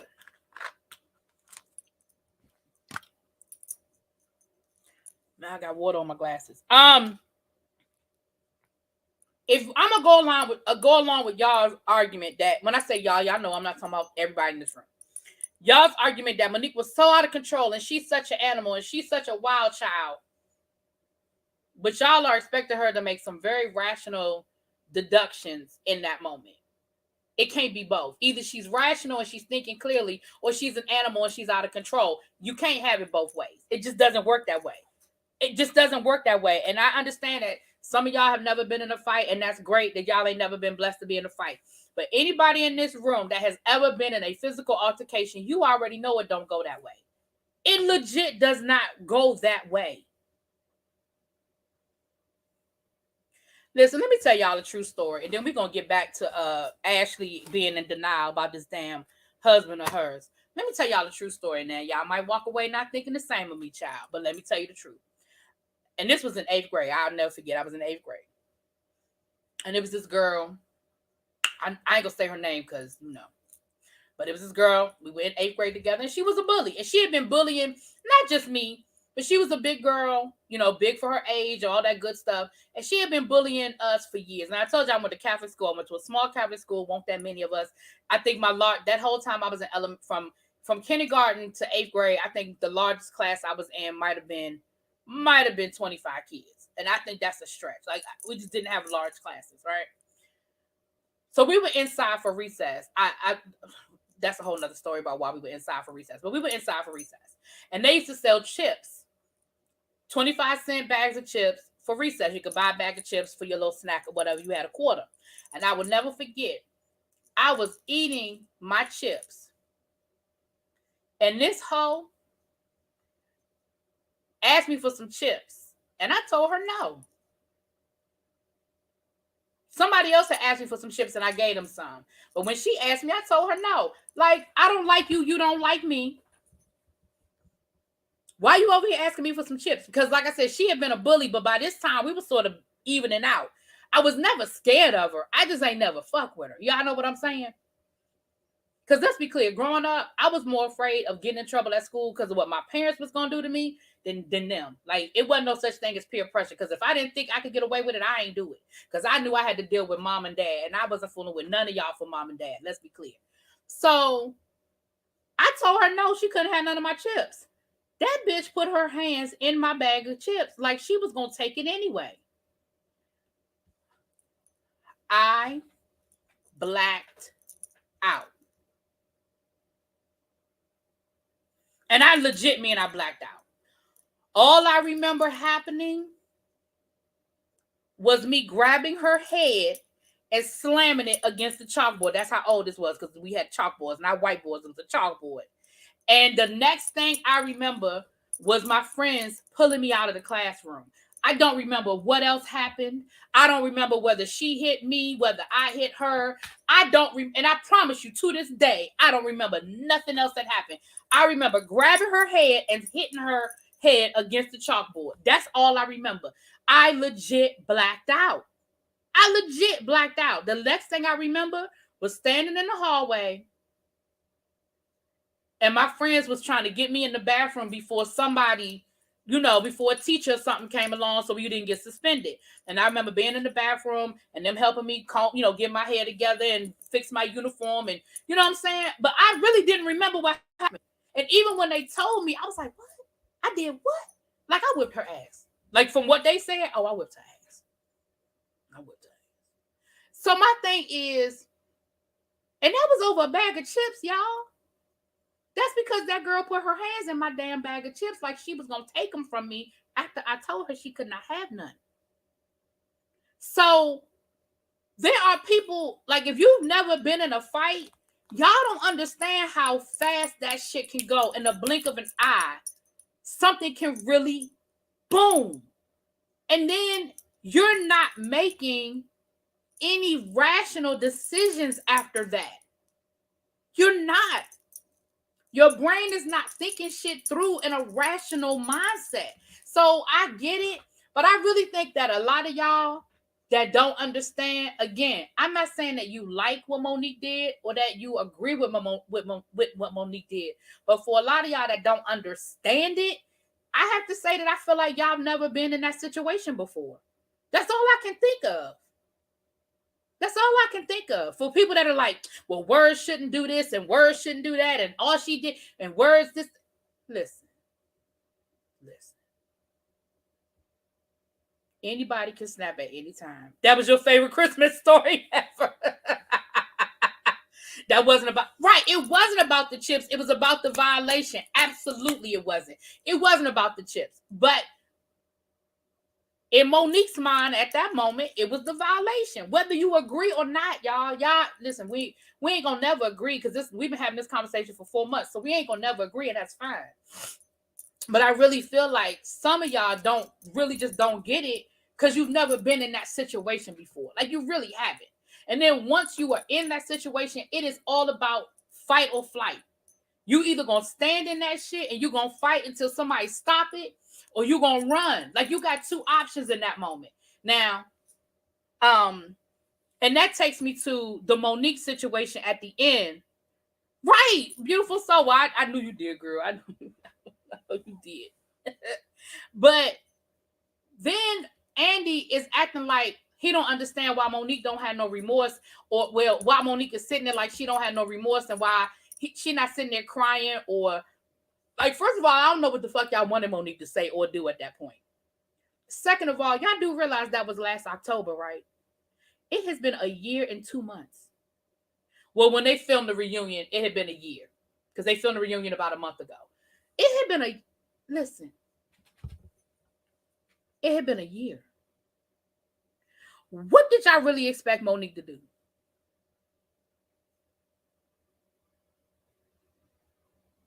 And in court, they look if someone was in your space before you hit them battery. Yeah.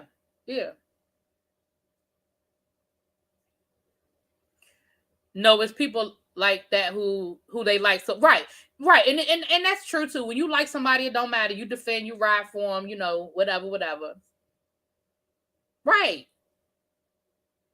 Assault does not require contact. Battery requires contact. See, that's why I like having my attorney in the room for breaking it down for us. What's up, number one Eagles fan? Hey, boo.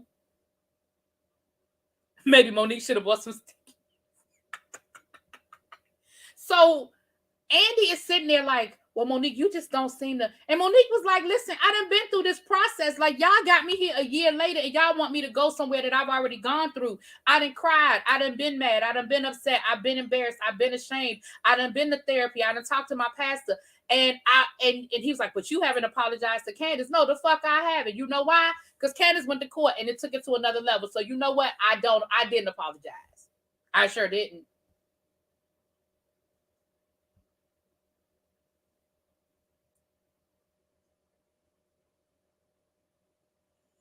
What didn't happen like that, Lisa? What you talking about? What didn't happen like that, baby? So, yeah, I get it.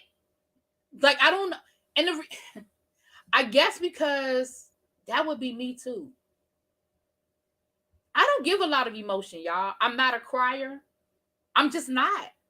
It take a lot from now. As I get older, I cry a little bit easier than I used to, but it take a lot for me to cry. Like, you just don't get that emotion from me. I can get emotional. I can feel like I want to cry, but y'all just, that emotion just don't come out of me all the time. So I don't know what y'all wanted from Monique in that moment. Like, okay, should Monique feel a little more remorse? Yes. Do I agree with how Monique has handled it since the fight? No, I don't agree with every decision Monique has made. I don't agree with every tweet Monique has sent out. No, I don't. But at the end of the day, it's still not a one size fits all either. Everybody don't respond to things the same way. Everybody don't deal with things the same way.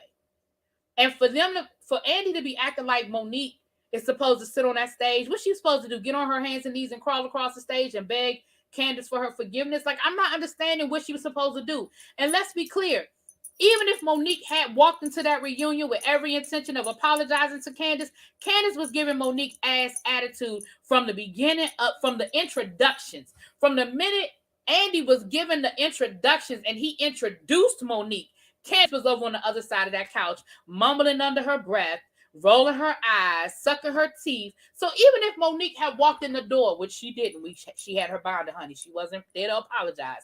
But even if she had walked in that door with every intention of apologizing to Candace, by the time they got to that fight, I wouldn't have fucking apologized to her either. Did y'all hear did you hear the part where Candace called Monique a concubine? Y'all heard that part, right? That was cool. That was okay.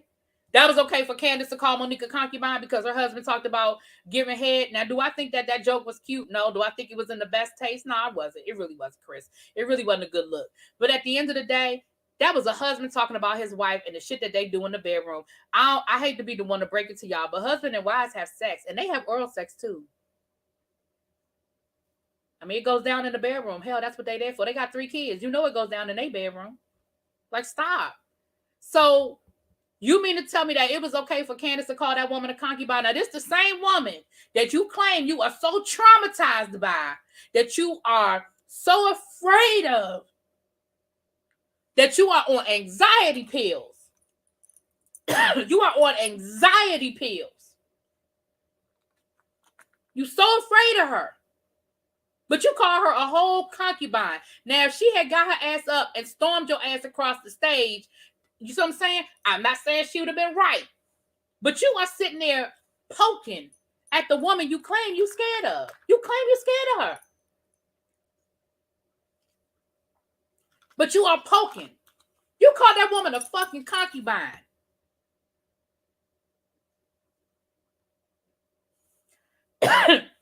Well, yeah, she called Candace a bed witch. And like I said, see, again, we're going to argue about that. Well, not argue, but I already said that Chris's joke was in bad taste. But Chris's joke being in bad taste does not equal Monique being a concubine. Like, where do you even get that from? Monique is a married woman who has sex with her whole husband. Where does that, like, look at the definition of a concubine. That don't even fit the damn definition. That's not what a concubine is.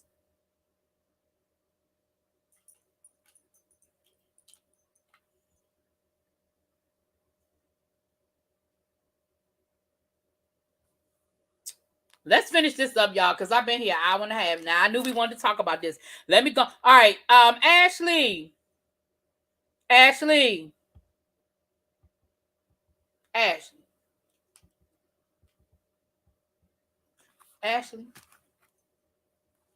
Your husband had sex with a stripper. Maybe even 2 of them. Okay. Regardless of whether they tried to blackmail him the next morning because they figured out who he was or knew who he was all along.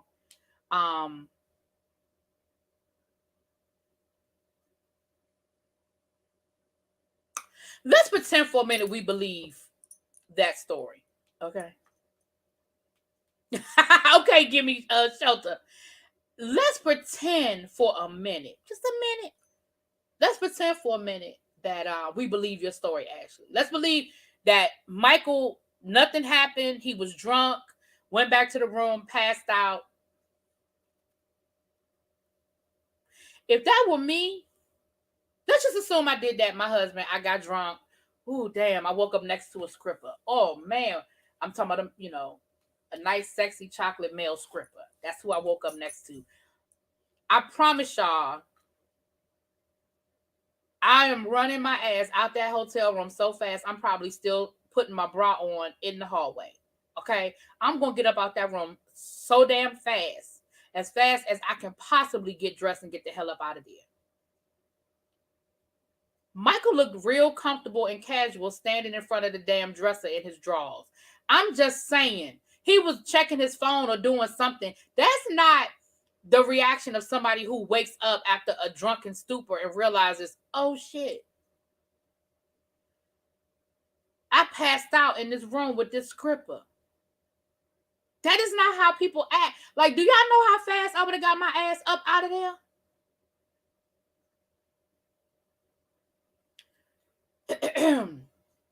Your defense of what your husband did to that cameraman was sickening because, again, I already told y'all that is sexual harassment by any other name. If that had been a woman whose ass he was grabbing, it would be a whole different conversation. And I also believe if that had been Chris Samuels or even Juan Dixon, for that matter, grabbing a woman's ass, it'd be a whole nother conversation. But because it was your husband grabbing a man's ass, then it was cool. It wasn't no problem. And let's be clear, you sleeping around with somebody while you are legally separated from your husband, living in a whole different apartment. Girl, you had a whole different address when you had an affair. I mean, if you want to call it an affair, that is a totally different situation than me still being damn postpartum. Okay, I'm still breastfeeding my baby, and your ass is out there getting drunk and sleeping with the scrippers. That's a whole different scenario. You can't compare the two. He don't get a pass. Girl. You said that you heard that Monique is gonna be fired. Now I'm gonna be honest with you. I thought everybody was good until last night. I don't know, y'all. The way Andy was coming at Monique, I don't know. And then I heard that Mothers Against Violence or something wants to boycott the show or something because of Monique. Girl, go boycott the Real Housewives of New Jersey. Go boycott all these other shows, all these other Bravo shows that got people fighting. Go boycott them shows and then come back and let's have a conversation. Stop acting like this is the first time you've seen somebody act a damn fool on TV. Girl, bye. Portia dragged Kenya by her damn weave all across that goddamn stage.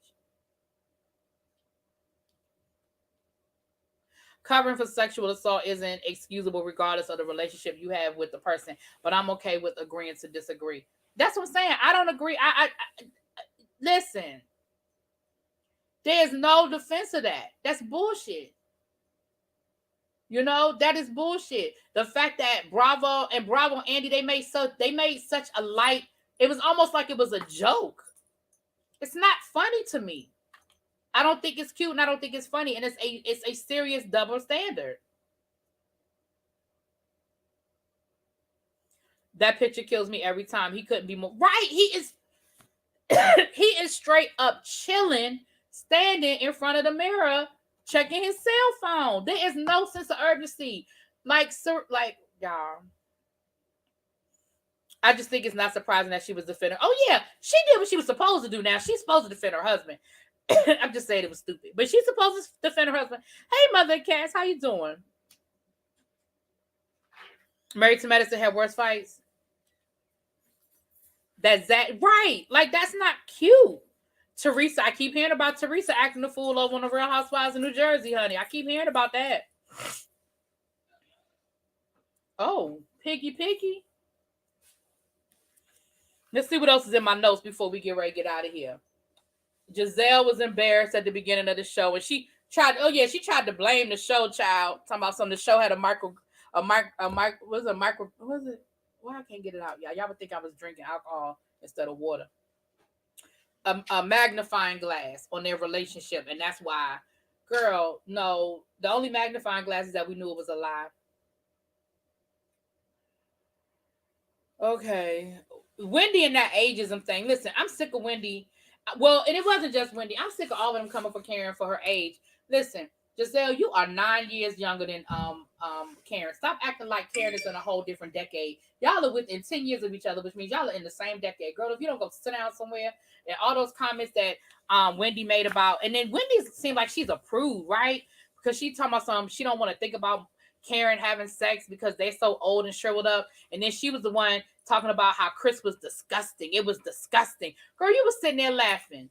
You slid off that couch and y'all was sitting there laughing when Chris did it. You weren't disgusted by it at all. Y'all was laughing when it happened. Girl, go sit down somewhere. Oh, Lord, we ain't even going to talk about them fights on Mob Wives. Girl, that was a whole nother situation. Oh, and then they don't believe that the bird flew away. Andy, even with that, Andy act like Monique was lying about her bird flying away.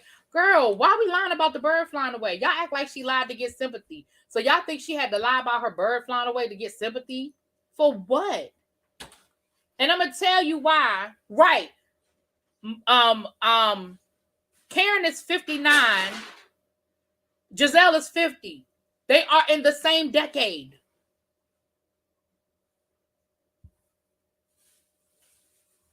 I don't know anything about Jamal and New Birth. I don't know anything to be a fact. I heard rumors that the Deacons were going to meet, but I don't know anything to be a fact.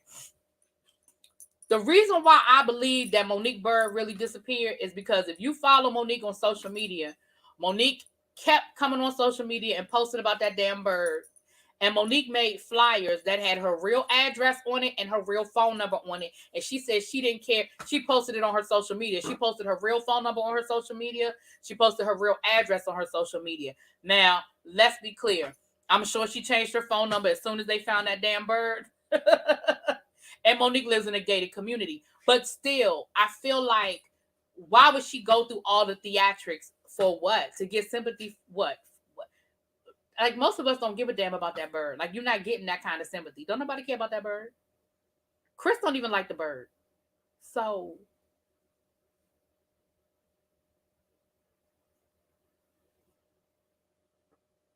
okay, Karen might be 57. That's even younger.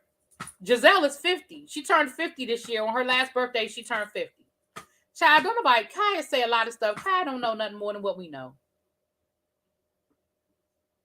Oh, they are dragging the shit out of Andy on Twitter. They are dragging the dog. They've been dragging him since this morning. He tweeted, first thing this morning, he tweeted, "Good morning." They've been dragging him ever since. They telling him that he owes Monique an apology, that, they, like, what footage were you looking at? Like, you and your producers don't seem to agree. Anybody that thinks she was lying needs to examine how invested they are into disliking these people. Well, that's what I'm saying. But they said on the show that you heard Robin and Karen and Candace mumbling under their breath about how the bird wasn't really missing. Y'all heard them mumbling. And I'm like, y'all really just don't like this woman. Like, is it that deep that she gonna lie about the bird being missing? Like, is it that serious? The show wasn't even filming. It'd be different if she was doing it for a storyline. The show wasn't even filming. Let me see. Let me make sure the rest of my notes here, child. Karen is more open. Candace and the concubine. Andy. Oh, they did put it on the show when he said that they didn't bring that the plot to the show. They absolutely brought the plot to the show. Monique called Monique a bully and said that Monique was trying to bait her into the fight the whole time. Whatever. So that's pretty much what it was, y'all.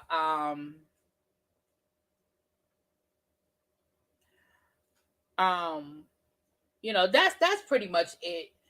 Again, I don't think this episode was better than last week's episode, honestly. I really don't. But there was some spots in there. I think next week we're going to see. So Ray is there. What I can tell from the previews is that both of the Chris's are there and Ray is there.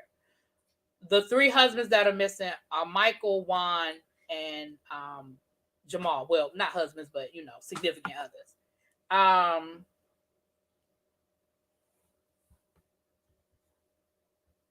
Janelle's neck look older than Karen's. Child, Andy is unbothered. I know y'all know Andy is unbothered, child. Andy could care less.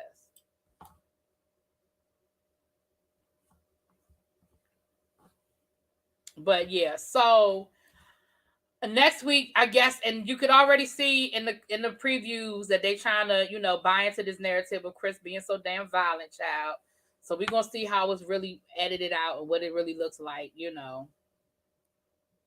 You know what, Young Rich? I'm not doing that with you. They are so jealous of Monique. It's just ridiculous. For whatever reason, I ain't gonna say necessarily use the word jealousy, but they really don't like that woman. For whatever reason, they really just don't like that woman. Yeah, Wendy's husband is there. That's I be forgetting about Wendy Child. Yeah, Wendy's husband is there. Am I the only one that thinks that Jamal, no matter what his faults, did not deserve to be drugged the way he was? He does not hold a peach. But the husbands get it all the time. The husbands get it all the time. I mean, don't get me wrong. I don't agree with the husbands and family becoming collateral damage, but it ain't the first time it's happened. That's all I'm saying.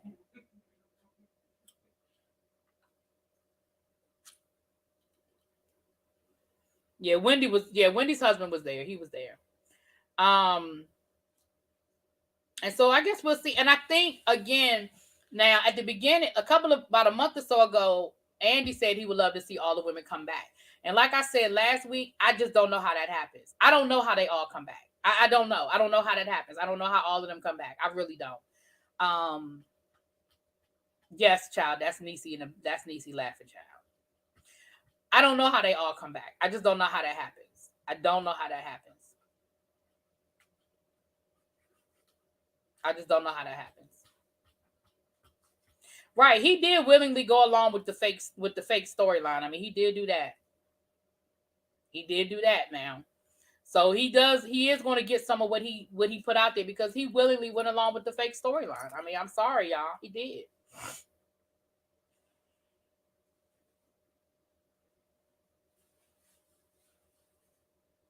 So next week we'll see how this conclusion is, and like I was, that's what, and like I'm saying, we'll see how this all ends up.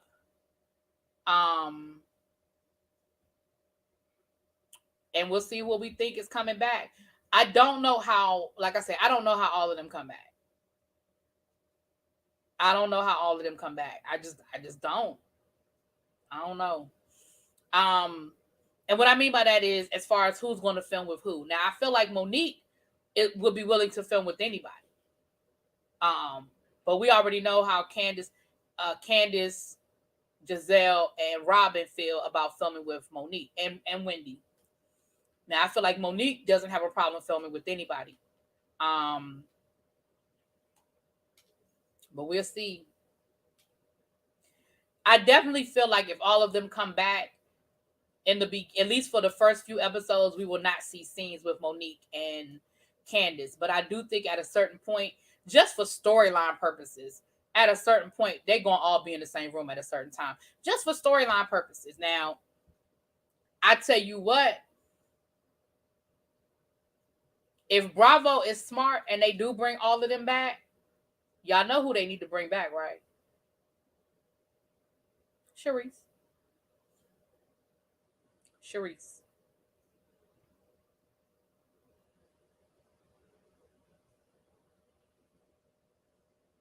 But only for the purposes of this storyline. Like I think she should be a friend of the show. I don't think she should be like a full, flute holder. But for the purposes of this storyline, if all of them come back, Candace kind of messed up her little protest. She had a judge not legally assigned mutual fault. She may have been able to keep with the I was attacked leverage. Okay, hold on. Don't delete it yet, DC. Let me read it again. Candace kind of messed her little protest up. Had a judge not legally assigned a mutual fault, she may have been able to keep it. Oh, yes. Yeah, when the judge threw it out, I mean, listen, I love Katie's crazy ass. Katie said she ain't coming back on that show. She said, y'all can kiss her ass. I'm rooting for Monique. I want Robin Femininity Dixon off the show. Let Michael and Juan have their love and bring back Charisse.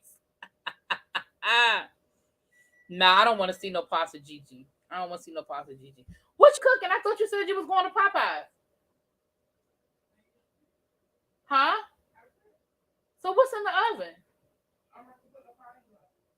Oh, you making a pie? What kind of pie? What kind of pie?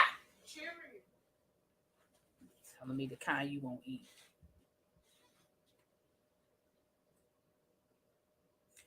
And so can this storyline. Don't nobody want to hear. Well, and I agree, DMV. Listen, I'll be honest with you. I don't want to hear about it next year. But what I'm saying is, if they bring all of them back and they still need to flesh some of this stuff out, they got to have some scenes with Sharice.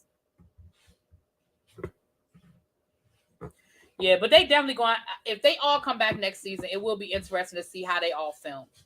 That would be clear. Now, because they was trying to ice Monique out, and that's part of, and that's another reason. See, okay, I'm gonna say this, and then I'm getting off of here, y'all.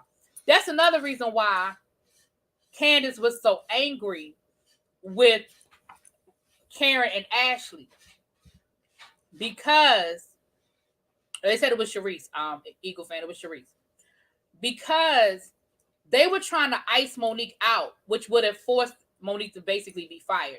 If the whole cast had refused to film with Monique, then it would have forced Bravo to make a decision. Because if won't nobody film with you, then there's no need for you to be on the show. But because Ashley and Karen continue to film with Monique and give Monique scenes,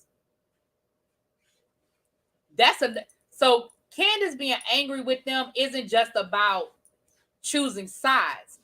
It's because they were trying to get Monique put off the show. They were trying to get her kicked off the show.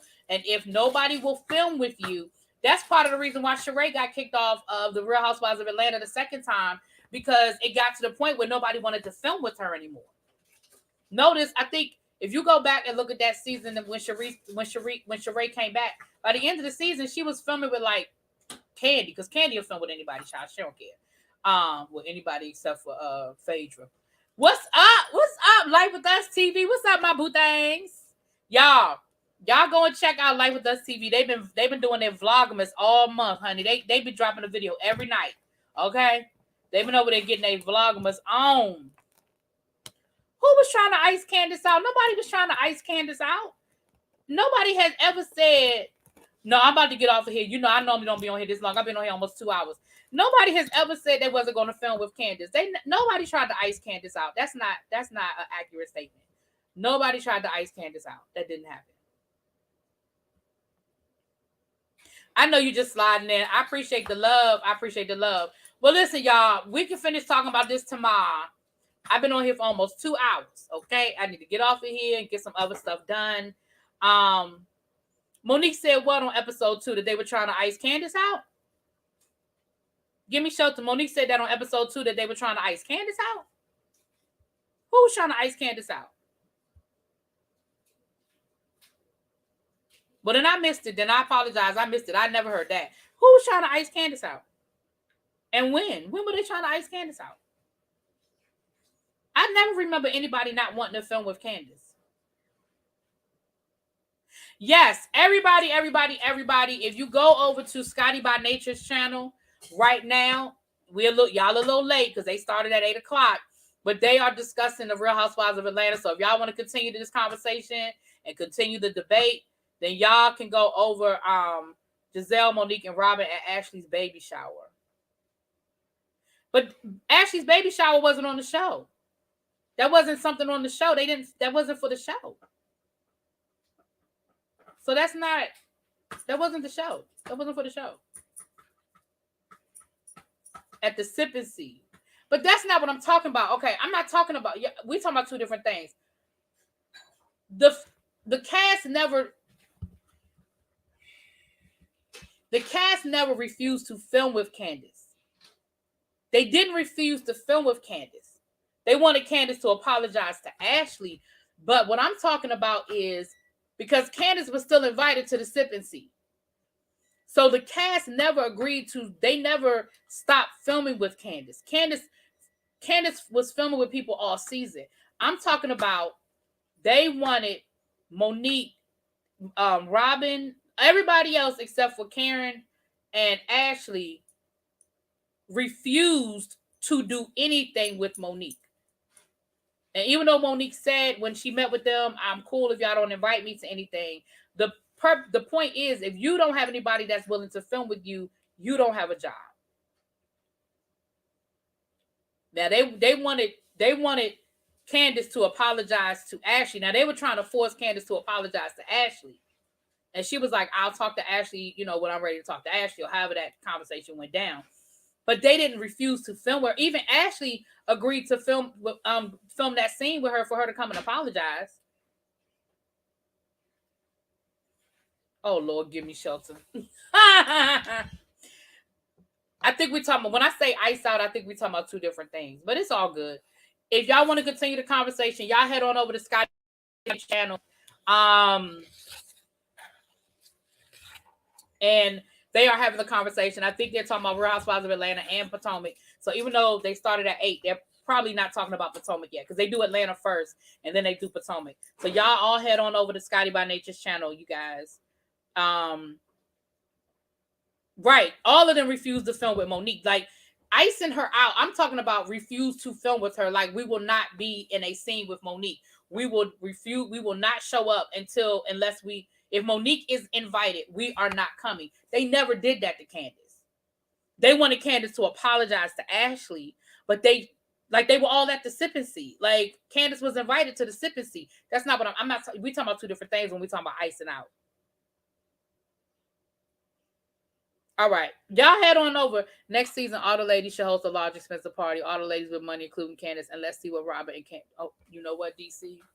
Love y'all. Thank you again, Melody, for the super chat. I appreciate it so much. I love y'all, and I will talk to y'all later. Peace.